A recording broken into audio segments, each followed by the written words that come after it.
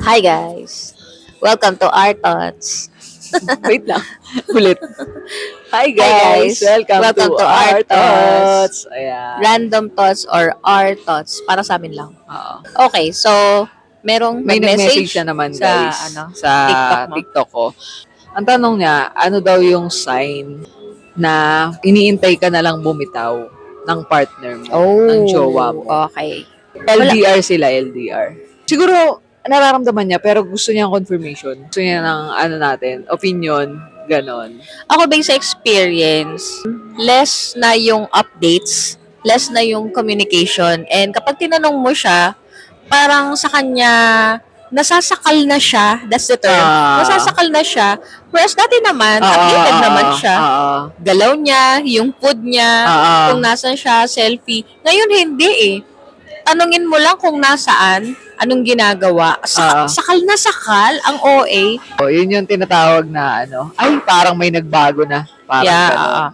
Tapos, ang ano kasi nun, naghahanap sila ng every little or petty things na pag-aawayan ninyo para lang, alam mo yun, asarin ka. Pinoprovoke ka na niyang magalit. Pinoprovoke ka na niya Tapos, magalit. ang linyahan pa niyan, kailangan ba talaga, laging updated?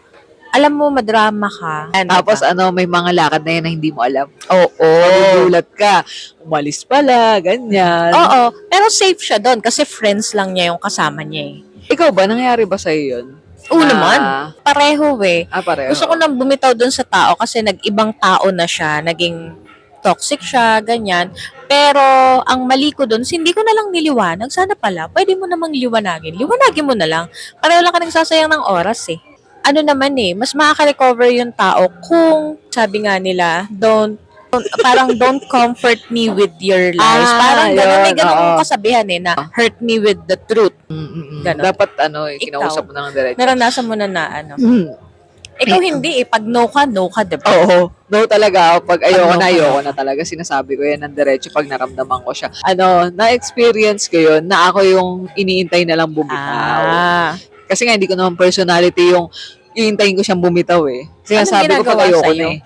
Ginawa sa akin, ganun din. Galit-galitan, ganun. Galit-galitan, tapos, yan. pag sinabi mo yung nararamdaman mo, sabihin mo na, yung dati, hindi naman tayo ganito eh. Dati naman ganito, ganyan ka eh. Invalidate. Ang drama mo. Invalidate na yung feelings mo. Ngayon, madrama na ako. Parang ganun, samantalang dati, kahit hindi ko sabihin, di ba? I miss you, ganyan. Ngayon, wala ka naman sinasabi, sakal na sakal. Ano ba naman yung sakal na sakal? Ang ginawa ko nun, ginantihan ko. Yung ganti ko na, yung trato niya na sa akin, trinato ko sa kanya, doon na nagkaalaman. Nagiwalay na kami. Parang ginantihan mo siya na ikaw din nagpaka-cold ka. Tapos sinabi niya na, ganon, cold. Doon na siya nagkaroon ng butas. Then, na hinihintay niyang sign. Yun na yung, doon na lumakas yung loob na ayoko na. Kaya ikaw, try mong mawala.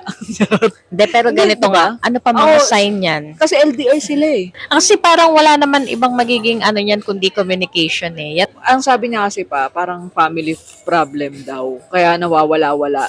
Family problem? Ang communication daw talaga yung unang nagbago sa kanila. May times daw na nag-iintay siya ng ilang oras para lang makausap yun. Teka. Meron din ako naging family problems. Tapos muntik ka na din mawala nun eh. Ako yun eh. Oo, yung nawalan ako ng tatay, ganun. Tapos mas gusto ko na lang na mag-isa kasi dumating ako sa point na gusto ko nang sundan yung mga magulang ko. Gusto ko na rin mawala, ganun. Gusto ko sunduin na rin nila ako. Parang wala na tong patutunguhan. Ayoko nang mabuhay, mga ganun-ganon, di ba? Pero at the end of the day, LDR din tayo nun. Bulacan, Makati. Pero ang dulo nun, siya pa rin yung kinakausap ko sa problema ko. So kami pa rin yung nag-uusap. Hindi naman kami nawala sa isa't isa. Oo, tulala nga lang talaga ako, hindi makausap, hindi tumatawag, pero hindi niya rin naman ako pinag-intay ng matagal na walang communication, ilang araw na walang ikaw pa rin yung pinipili kong kausap nun eh. Kinakausap niya pa rin ako. Ikaw pa rin yung pinipili kong vent outan, iyakan, kasi family problem. So, ikaw yung BFF ko during those days na down ako. Nga lang, hindi ako consistent. Kasi, bahala ka kung gusto mong mahalin pa rin ang kagaya kong mess up. Sa kanya, So, kanya kasi daw, LDR, nasa ibang bansa siya, tapos nandito yung niya. Naku. So, Tapos may times daw talaga na parang, ang tagal daw talaga bago mag-intay nung Alam mo kasi, nung pakikipag-usap sa kanya, ganun yung kung update, yung ganyan. kung yung partner niya yun nandito, itong Mm. bansa natin, yung kanyang comfort zone. So, hindi naman sa pinag-overthink kita, pero mas komportable kasi siya dito. Ikaw na nandyan, mas ikaw yung marirestrict makipag-usap kasi ang hirap yung trabaho mo dyan, nasa ibang Oo. bansa ka. Pero dito komportable siya, parang hindi ko alam ang dami niyang ways para makipag-communicate. Although, hindi naman natin, parang ini-invalidate yung side, Ako yung may other may side of problema the nga naman story. talaga siya at pag nagkakaproblema siya, ganun siya, gusto niya mapag-isa, 'di ba? Ka na- Ganto na lang. Huwag ka Hindi nang ito. makipagpakiramdaman. Hindi ito, ganto na lang. Kung ano yung pinaparamdam niya, yun na lang paramdam mo. Tingnan mo, ang ending niyan, magiging single ka. So, hindi totoo.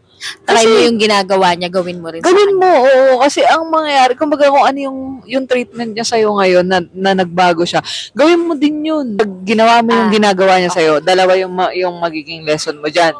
Pwedeng ma-realize niya na mali siya doon sa ginagawa niya sa'yo, or ma-realize niya talaga na ayaw niya na sa relationship niyo. Oo, kasi binigay mo na yung space. Oo, so ang doon, mas pabor siya sa'yo kasi hindi ka na nakahang eh. Medyo naka-ready na yung isang Oo, paa mo. oo. So, yun lang yun sa akin. Huwag mo na lang pala siyang Para tanongin. mahirap yun. Kasi baka Kasi mamaya ang dali batuhan naman. ka ng Ang dami ko na pinagdadaanan, tapos Ay, oo. sasabay ka pa. Hindi, yun na rin yung sign mo. Pagka gumanon siya, ay i-let go muna. May mga tao kasi talagang tuliro yung isip hindi nakakakilala kapag may problema. Sa bagay, may Pero mga parang wag ganun mo na din kasi. siyang sabihan wag mo na siyang tanungin. Kasi isa ka pa sa mga battle niya, kaya isa ka pa sa mga kailangan niyang i-prove, i-maintain everyday. Kung totoo man siyang may pinagdadaanan, wag mo nang isiksik yung sarili mo na pati sarili mo, i-validate mo pa sa kanya. Ganun nga, siguro justify mo kung pa ano sa lang kanya. yung treatment niya, equal na lang Yun niya. na lang ang safer option mo. Oo. Ano yung ginagawa niya sa'yo, gawin mo rin sa kanya. Oo. Tapos mapapansin mo yon kapag kailangan ka talaga niya sa buhay niya. Hanap-hanapin ganyan. Hahanap-hanapin Oo. ganyan. Mag-aayos yan, titinu yan, babalik Then, yan sa dati. Kapag okay na kayo, saka mo i-brought up sa Oo. kanya na, nung mga time ba na may problema ka, naisip mo ba makipaghiwalay? O ikaw ba yung tipo ng tao na kapag may problema ka, ayaw mo ng relationship? Dahan-dahanin mo lang na Oo. medyo Pero, parang i-peel off lahat. wag natin na baka mamaya, oo nga, umayos, tas hindi naman pala. Di ba? Hindi Hindi din sa umasa. Oo, wag ka Ganun. umasa. Pero, possible din kasi na ma-realize niya talaga na ayaw niya na sa relationship niyo. Ganun. Dapat prepared ka na doon Dapat, sa ganun. oo, yun lang. Dapat ready ka. Oo, lagi mo lang iisipin na ano mang bagay na hindi na nag-jive, ganyan, hindi talaga yan meant. Nandiyan ka naman sa ibang bansa, di mag-explore ka na lang muna ng ibang ways para makapag If ever man na dumating talaga sa Oo. point na ganun. mag-unwind ka, ganyan.